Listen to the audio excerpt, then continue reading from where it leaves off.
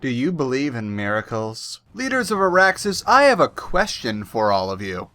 Why aren't you using all the features in the map? Seriously, the map in Planetside 2 gives you more information than you are entitled to by any right. The map can give you every little detail you need to win a fight, and all you guys are using it for is to find out the name of the next territory you want to zerg to. This is terrible leadership, and I should have you all court-martialed! This is going to be the first of several videos on map awareness because I can't possibly fit all of map awareness into one video, and I can't skip details either. Today we're going to focus on monitoring enemy and ally troop movements because you gotta stop leading your team into a group of farmers. Okay, let's dissect everything.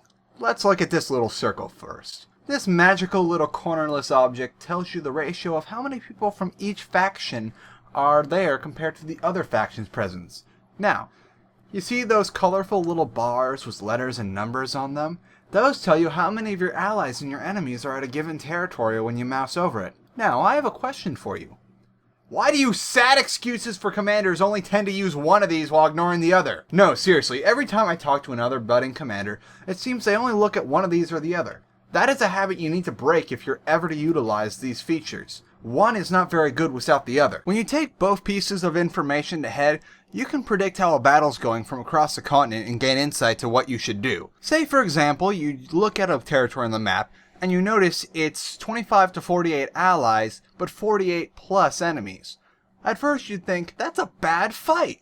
But then, if you take that hand in hand with the little circle thing, you can realize that it's actually a 40% split you, and then two 30% splits between the other two factions. You're actually winning that fight. You should go over there and be the knockout blow. Now let's look at a different example. Suppose you're deciding where to move out to next, and you notice that one territory looks pretty clear. However, the other territory shows that you've got 70% TR, and it's a 1 to 12 fight. You'd think, they've got it over there. But then here comes the next part of this lesson. You gotta look at all the surrounding territories too.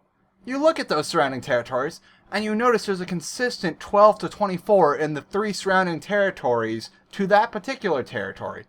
Those guys are boned. You need to go get over there and back them up. Looking at all adjacent territories is especially important because most of the time, enemies won't stay within the parameters of a territory when they're attacking. Think about it. They'll go find some high ground on a hill to hit you with tank fire and snipers. They'll go far away and use a trench to sort of make an alternate approach. All sorts of things. In fact, whenever there's a siege on a major territory like an amp station or a tech plant, it's almost never confined to that individual territory. So frequently, you're going to have to look at all of the adjacent territories in order to find out how the fight is really going.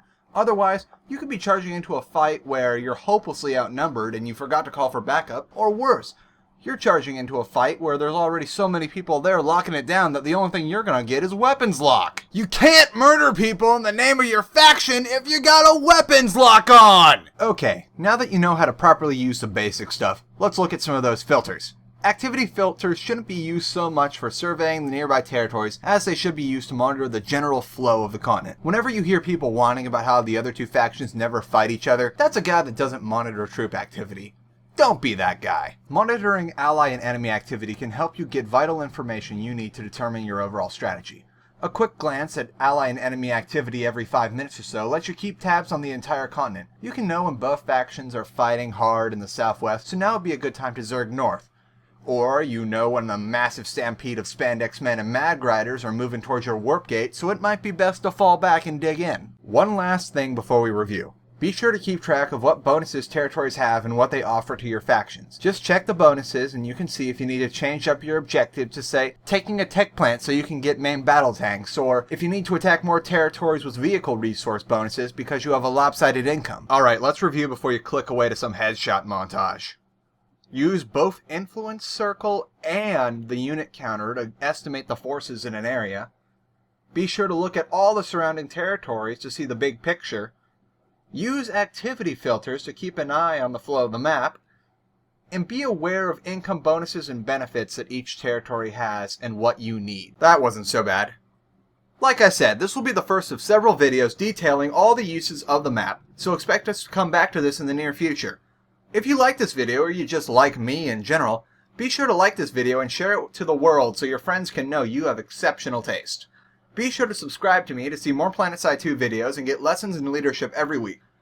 See you guys next time. I'm done here. I'm done! I'm done! I'm done! I'm done!